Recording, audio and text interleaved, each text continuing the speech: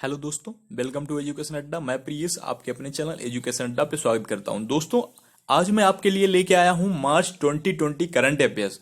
मार्च important 400 question और उसका part 4 है ये, ठीक है, और हिंदी में है। ठीक है, आप कोई भी एग्जाम देने जा रहे हो, चाहे किसी स्टेट का हो चाहे किसी सेंट्रल का हो, ये लेक्चर आपके लिए बहुत ही लाभदायक होगा। प्लीज आपसे मैं यही बोलूंगा, लेक्चर को पूरा देखिएगा, ठीक है, तभी आप इसका लाभ ले सकेंगे।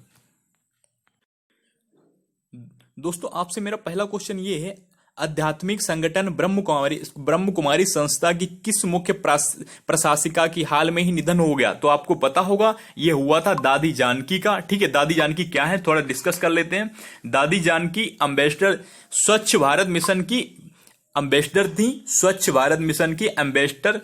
और ठीक है, राजयोगिनी दादी जानकी निधन हुआ, वो 104 साल की थी। ठीक है, इन्होंने माउंट आबू और ग्लोबल हॉस्पिटल में अंतिम सांस ली। ठीक है, राजयोगिनी दादी जानकी को मोस्ट स्टेबल माइंड और इन वर्ल्ड का खिताब भी मिल चुका है। ठीक है, ये 21 साल की उम्र में ही आध्यात्मिक पथ पर चलने के लिए निकल चुकी थी। ठीक है दोस्तों, मेरा दूसरा क्वेश्चन आपसे यह है, केंद्रीय वित्त मंत्री निर्मला सीतारमण ने कोरोना वायरस से प्रभावित अर्थव्यवस्था और गरीबी की मदद के लिए कितने करोड़ रुपए का पैकेज की घोषणा की थी? तो आपको पता होगा, ये की थी 1.70 लाख करोड़ रुपए की। ठीक है, इसमें क्या हुआ था, इसमें यह है कि जो बहुत ज्यादा सरकार द्वारा लॉकडाउन के बाद बहुत ज्यादा प्रॉब्लम में है, वित्त मंत्री ने यह घोषणा की, प्रधानमंत्री कल्याण अन्न योजना 80 करोड़ रुपए लोगों को सस्ते दर अनाज मिलेगा। और वित्त मंत्री ने यह भी बोला कि कोरोना वायरस लड़ने वालों को के लिए 50 लाख रुपए का इंश्योरेंस कवर देने की घोषणा की है। ठीक है, योजना 20 लाख कर्मचारियों को फायदा होगा। ठीक है, यह क्वेश्चन आपका हुआ कंप्लीट। दोस्तों, क्वेश्चन नंबर 3 है, पद्म विभूषण से सम्मानित बहुमुखी प्रतिभा के धनी किस प्रसिद्ध भारतीय चित्रकार का हाल में ही निधन हो गया? वो 94 ईयर उम्र में निधन हो गया। तो आपको पता होगा किसका हुआ है, किसका हुआ है, आपको पता होगा किसका हुआ? तो ये हुआ है सतीश गुजराल का। किसका? सतीश गुजराल। तो सतीश गुजराल कहां से थे? दोस्तों, सतीश गुजराल का जन्म 25 दिसंबर 1925 को हुआ था ब्रिटिश इंडिया के झेलम में। अब कहां पे है ये? प्रेजेंट टाइम पाकिस्तान में है। ठीक है, और ये पूर्व प्रधानमंत्री इंद्र कुमार गुलजार के छोटे भाई थे। किसके? इंद्र कुमार के। भारत सरकार ने इन्हें कला के क्षेत्र में उत्कृष्ट योगदान दिया तथा 1999 में इन्हें पद्म विभूषण सम्मानित किया गया था। ठीक है दोस्तों, और हां, ये सतीश जो थे ना, कला का राष्ट्रीय और पुरस्कार 3 बार प्राप्त हो चुका था इनको। ठीक है दोस्तों, अब क्वेश्चन नंबर 4 हमारा ये है, केंद्र सरकार ने 3 प्लाई फेस मास्क की कीमत 30 जून को कितने रुपए कर दिया? आपको पता होगा, ये कर दी 16 रुपए। तो क्यों, उसके बारे में थोड़ा डिस्कस कर लेते हैं। देखो, 3 फेस की इन्हें 16 रुपए कीमत कर दी। कोरोना वायरस के खतरे को देखते हुए सरकार ने मास्क और हैंड सैनिटाइजर को जरूरी उत्पादों की लिस्ट में शामिल किया था। ठीक है दोस्तों, हालांकि बढ़ती मांग को देखा जाए तो इसकी कमी और कालाबाजारी चलते समय कदम उठाया गया कि कोई इसका गलत उपयोग तरीके से पैसा ना ले किसी से। ठीक है दोस्तों, अब बात करता हूं क्वेश्चन नंबर 5। क्वेश्चन नंबर 5 मेरा आपसे यह है, यूएस आर्मी के नए डिवीजन ने एक नया उपग्रह लॉन्च किया। तो इस नए डिवीजन का नाम क्या है? आपको पता होगा इसका नाम क्या है? तो इसका नाम है यूएस स्पेस फोर्स। क्या है? US space force. दोस्तों, ये जो यूएस स्पेस फोर्स है, ये पहला नेशनल सिक्योरिटी मिशन 26 मार्च 2020 को एक नया उपग्रह लॉन्च करे शुरू किया है। ठीक है, इसके तहत ही इसका काम क्या, इन्होंने अपना ultra secure military communication satellite को ऑर्बिट में भेजा। ठीक है, और यूएसए स्पेस फोर्स आर्मी का एक नया डिवीजन है। ठीक है, सैटेलाइट जमीन से समुद्री और हवाइयों को प्लेटफॉर्म पर काम करने वाले स्ट्रेटेजिक और कमांड और टैक्टिकल और वार फाइटर के लिए ग्लोबल और साइबर संरक्षित संचार की क्षमता प्रदान करेगा। इसका ये वर्क है दोस्तों। ठीक है, अब आता है question number 6। Ministry of the commerce and industries में कौन सा विभाग ने कोरोना लॉकडाउन के समय जरूरी चीजों की डिलीवरी की और उनके ट्रांसपोर्ट को चेक करने के लिए कंट्रोल रूम बनवाया? तो दोस्तों, आपको ये पता होगा, department for promotion of industry internal trade ने किया था। ठीक है, इसमें कोई खास नहीं, इतना ही जानना है हमें दोस्तों। अब आता है क्वेश्चन नंबर 7। हाल में 2G वर्चुअल सम्मेलन G20 देशों ने कोरोना की वजह से आई चुनौतियों से लड़ने के लिए कितना पैसा निवेश करने का फैसला किया था? तो आपको पता होगा ये किया था 5 लाख करोड़ रुपए दोस्तों। कितना? 5 लाख करोड़ रुपए। आपको पता होगा 26 मार्च 2020 को एक वर्चुअल सम्मेलन सभी देशों ने कोरोना वायरस को लड़ने के लिए एक प्रभाव से निपटने 5 लाख करोड़ का डॉलर निवेश का फैसला लिया गया। ठीक है दोस्तों, जो कोरोना वायरस दुनिया की अर्थव्यवस्था काफी नुकसान हुआ है आपको बताऊं, और इसमें सम्मेलन में प्रधानमंत्री नरेंद्र मोदी ने भी आर्थिक लक्ष्यों के बजाय इंसानियत पर ध्यान देने की बात कही थी अपनी। ठीक है, अब क्वेश्चन नंबर 8 है आपके सामने। तो हाल में ही केंद्रीय मंत्रिमंडल ने क्षेत्रीय ग्रामीण बैंकों की स्थिति सुधार के लिए कितने करोड़ रुपए की पूर्ण पंजीकरण की मंजूरी दे दी है? तो आपको पता होगा कितने करोड़ की दी है। ये दी है 1340 करोड़ रुपए की दोस्तों। आपको बताऊं कि जो अभी इतनी महामारी जैसे चल रही है, तो सरकार ने ये कदम उठाया है कि ग्रामीण केंद्र सरकार की योजना से क्षेत्रीय ग्रामीण बैंकों को पूंजी जोखिम और परिसंपत्ति के अनुपात का सुधार हो, और भारत सरकार सार्वजनिक क्षेत्रों के बैंकों में सबसे बड़ी शेयर धारक है। संकट की स्थिति में इन बैंकों को जिम्मेदारी भी सरकार की होती है, सही से करे। ठीक है दोस्तों, क्वेश्चन नंबर 9 आपसे ये है, विश्व रंगमंच दिवस प्रत्येक साल निम्नलिखित किस दिन मनाया जाता है? आपको पता होगा, तो ये 27 मार्च को मनाया जाता है। ठीक है, इसके बारे में थोड़ा देख लेते हैं। देखो, विश्व रंगमंच कब स्टार्ट हुआ था? ये हुआ था रंगमंच 1961 में इंटरनेशनल थिएटर इंस्टीट्यूट में द्वारा मनाया गया। ठीक है, इस दिवस का एक महत्वपूर्ण आयोजन अंतरराष्ट्रीय रंगमंच संदेश ये देता है, जो विश्व के किसी जाने माने रंगमंची द्वारा किया गया था। तो शांति की संस्कृति का विषय ये उल्लेख करता है।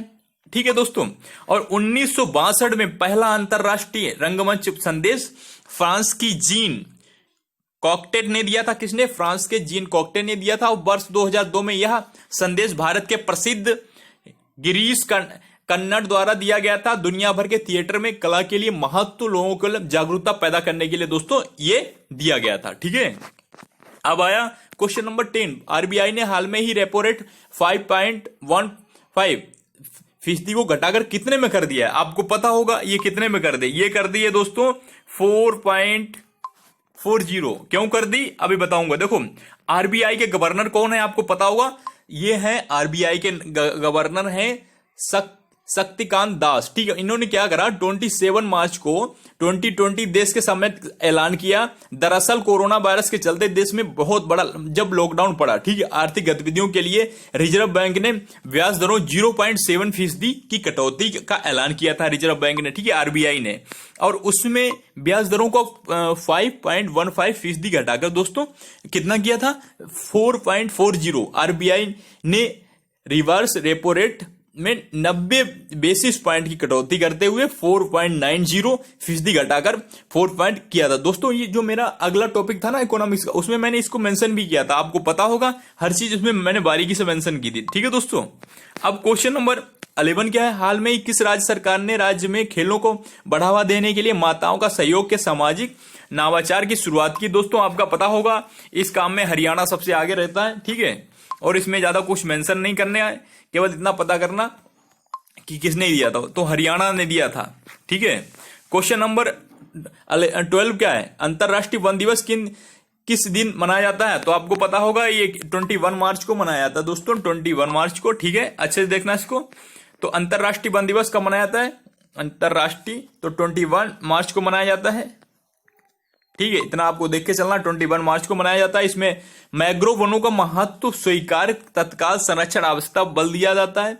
और वन दिवस पर विषय वन और जैव विविधता को अच्छे से या पर्यावरण स्थिर खास सुरक्षा वनों को महत्वपूर्ण भूमि के बारे में जागरूकता लोग बढ़ाते हैं कि हाँ इसको और ज्यादा पेड़ लगाए जाएं ताकि हमारा जो भी नुकसान हो कोई नुकसान ना हो सके। ठीक है, 21 दिसंबर 2012 को वनों के जंगलों पेड़ के सभी प्रकार के महत्व में जागरूक बढ़ाने के लिए 21 मार्च वैश्विक उत्सव के रूप में मनाया गया है। ठीक है दोस्तों, क्वेश्चन नंबर 13, किस प्रसिद्ध अफ्रीकी गायक और सैक्सोफोन का वादक कोरोना वायरस के कारण 86 उम्र में निधन हो गया। दोस्तों एक किसका हुआ था? ये हुआ था मनु सचदेवा का। किसका? मनु डिवांगो का हुआ था। ठीक है, मनु डिवांगो। दोस्तों मनु डिवांगो का जन्म 22 दिसंबर 1933 को फ्रांस कैमरून में हुआ। मनु डिवांगो 1972 में इनका एक गाना जारी हुआ था, सोल मोकोशा। ठीक है, इससे ये बड़ा फेमस हुए थे और सोल मोकोशा वैश्विक संगीत पारिदर्श सबसे शुरुआती हिट गानों में एक था। उन्होंने फ्रांस में पढ़ाई की और हाई स्कूल में ही इन्होंने वाद्ययंत्र सीखना स्टार्ट कर दिया था। ठीक है दोस्तों, ये क्वेश्चन नंबर आपके पास 14 है, जो आपको भारत और किस देशों की नौसेना रीन्यूआन द्वीप से पहले संयुक्त गश्त आयोजन हुआ? तो दोस्तों आपको पता होगा ये हुआ किसके साथ हुआ था? ये हुआ था हमारा फ्रांस के साथ। ठीक है, इसमें कुछ ज्यादा जानने के लिए है नहीं, इसमें इतना ध्यान रखना है कि महासागर पे दोनों के बीच तटरक्षी जो मलाक्का जर मरुंडल है ना, इसमें भारत ने अब इस प्रकार की संयुक्त गश्त का आयोजन केवल अपने समुद्री पड़ोसियों के साथ किया है। ठीक है दोस्तों, अब बात करता हूं अगला क्वेश्चन। ग्रीष्मकालीन ओलंपिक 2024 का आयोजन निम्नलिखित किस देश द्वारा किया जाएगा? किसके द्वारा? ये फ्रांस के द्वारा किया जाएगा दोस्तों। किसके द्वारा? फ्रांस के द्वारा। ठीक है, 2024 की मेजबानी फ्रांस करेगा और पेरिस, और 2028 की अब मेजबानी अमेरिका शहर लॉस एंजलिस में किया जाएगा। ठीक है, वर्तमान कोरोना वायरस महामारी के बीच 2020 टोक्यो ओलंपिक स्थगित कर दिया गया है और लॉस एंजलिस में 2 बार 1932 में भी हुआ था और 1984 में ओलंपिक खेल हो चुके हैं। दोस्तों ये जानकारी के लिए मैंने आपसे इसमें मेंशन कर दिया है। अगला क्वेश्चन ये है आपसे, हाल में ही किस सरकारी विभाग ने इजाजत दी है कि मिटने वाली स्याही का उपयोग क्वारंटीन लोगों की पहचान करने के लिए किया जा सकता है? जैसे आपको क्वारंटाइन रखा गया तो ये वाली स्याही का तो ये दिया है निर्वाचन आयोग ने। निर्वाचन आयोग ने ये बोला है कि आप अगर घर में क्वारंटाइन कर रहे हो तो ये स्याही का इस्तेमाल कर दो। स्वास्थ्य अधिकारियों को घर के क्वारंटाइन कर रहे हैं तो उनकी लोगों की पहचान करने के लिए ये स्याही इस्तेमाल दोस्तों की जा रही है। ठीक है, स्वास्थ्य मंत्रालय ने के लिए लगाए जाने के लिए चिन्ह मान्यकरण माना गया है दोस्तों। ठीक है, ये इसमें और कहां पे लगाई जा रही है? बाएं हाथ के उंगली पर लगाई जा रही है। बाएं हाथ के उंगली पर दोस्तों लगाई जा रही थी। ठीक है, अब आता है क्वेश्चन नंबर 17। निम्नलिखित में से किस दिन हाल में ही संयुक्त राष्ट्र द्वारा हिरासत में लिए गए लापता स्टाफ सदस्यों की एकजुटता और अंतर्राष्ट्रीय दिवस मनाया जाता है? तो आपको पता होगा कब मनाया जाता है। ये मनाया जाता है हमारा 25 मार्च। दोस्तों आंसर क्या होगा? आंसर होगा 25 मार्च। ठीक है, 25 मार्च। इसमें क्या है? ठीक है, क्वेश्चन नंबर 18। निम्नलिखित में किस भारतीय ई कॉमर्स कंपनी को कोरोना लॉकडाउन के समय अपनी सेवाएं बंद कर दी थी? तो आपको दोस्तों पता होगा फ्लिपकार्ट ने बंद कर दी। फ्लिपकार्ट में जब से ही 21 दिन का लॉकडाउन हुआ तो फ्लिपकार्ट ने घोषणा की दी थी, अब अपने साइट पे डाल दिया था। ठीक है, इसके साथ ही अमेजॉन ने सिर्फ जरूरी सामान के लिए ही लेन देन किया था। ठीक है दोस्तों, अगला क्वेश्चन आपसे मेरा ये है, मार्च 20 को काबुल में स्थित गुरुद्वारे में हुए आतंकी हमले की जिम्मेदारी संगठन किसने ली थी? तो आपको पता होगा ये इस्लामिक स्टेट IS ने ली थी। ठीक है, इसमें कुछ खास नहीं है, इतना याद रखना बस। Question number 20। 26 मार्च को वीडियो कॉन्फ्रेंसिंग द्वारा हुए G2 सम्मेलन के देश ने कराया था? तो आपको पता होगा ये सऊदी अरेबिया ने कराया था। किसने? सऊदी अरेबिया ने। ठीक है, सऊदी अरब की अध्यक्षता के आयोजित G20 सम्मेलन वीडियो कॉन्फ्रेंसिंग के जरिए हुआ दोस्तों, और इसमें दुनिया भर के सबसे बड़े देशों ने हिस्सा लिया था और बीमारी से लड़ने की बातचीत हुई थी। हमारे भारत के प्रधानमंत्री नरेंद्र मोदी ने भी इस सम्मेलन में लिया था और वीडियो कॉन्फ्रेंसिंग के जरिए हिस्सा लिया दोस्तों। ठीक है, अब 21 क्वेश्चन है, ये है, निम्नलिखित में किस अंतरराष्ट्रीय संस्था ने भारत के आर्थिक स्थिति को लेकर चिंता जताई? तो आपको पता होगा ये जताई है इंटरनेशनल मॉनेटरी फंड IMF। ठीक है, तो IMF द्वारा चिंता जताई गई। भारत में आर्थिक स्थिति को लेकर चिंता जताई गई। IMF ने यह बोला कि भारत कुछ समय अहम फैसले लेने को जरूरत है और भारत मौजूदा संकट को आर्थिक संकट नहीं कहा जा सकता। अपनी नीतियों को भारत ने भले ही लोगों के आर्थिक सहायता प्रदान की, लेकिन फिर भी सरकार कुछ मजबूत आर्थिक फैसले लेने की आवश्यकता है। ठीक है, अब क्वेश्चन नंबर 22। भारतीय चिकित्सक अनुसंधान परिषद द्वारा राष्ट्रीय कार्यकाल द्वारा कोरोना वायरस के लिए दवा सिफारिश की गई थी?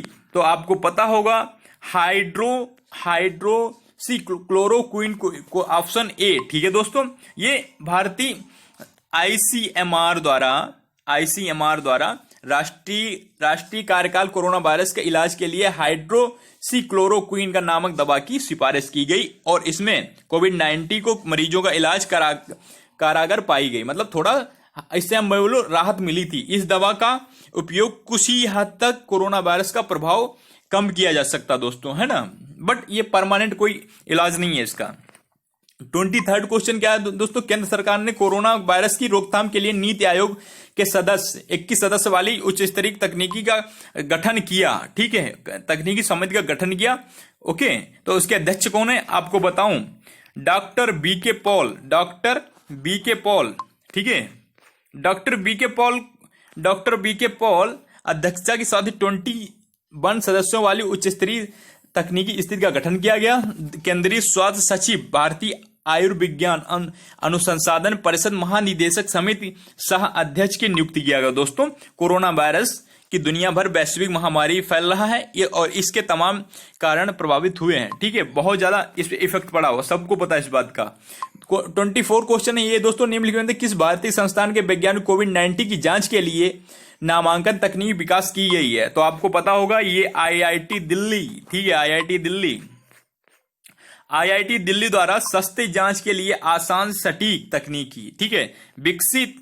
दिल्ली डायरेक्टर अनुशासन इस तकनीकी कुसुम school of the biological sciences lab विकसित किया गया। इस तकनीकी की विकासित के लिए समूह मुताबिक कारण जांच का खर्चा काफी कम हो सकता है दोस्तों। ठीक है, अब अगला मेरा लास्ट है क्वेश्चन आपसे ये, रिलायंस फाउंडेशन द्वारा भारत का पहला कोविड-19 सेंटर अस्पताल बनाया गया। तो आपको बताना होगा ये है सेवन हिल्स हॉस्पिटल। ठीक है, अब सेवन हिल्स हॉस्पिटल मैं बताऊंगा रिलायंस द्वारा बनाया, फाउंडेशन द्वारा पहला 100 बेड, जिसमें 100 बेड है, और कोविड-19 सेंटर, यह सेंटर सेवन हिल्स अस्पताल मुंबई में, और हर तरह से आधुनिक सुविधाएं उपलब्ध हैं। और कोविड-19 के लिए मरीजों का इलाज के लिए रिलायंस फाउंडेशन इस सेंटर पे बढ़ते हुए कोविड-19 के मामलों को ध्यान में रखते हुए दोस्तों, साथ ही महाराष्ट्र के मुख्यमंत्री फंड एवं सहायता के लिए 5 करोड़ रुपए देने का भी वादा किया है। ठीक है दोस्तों,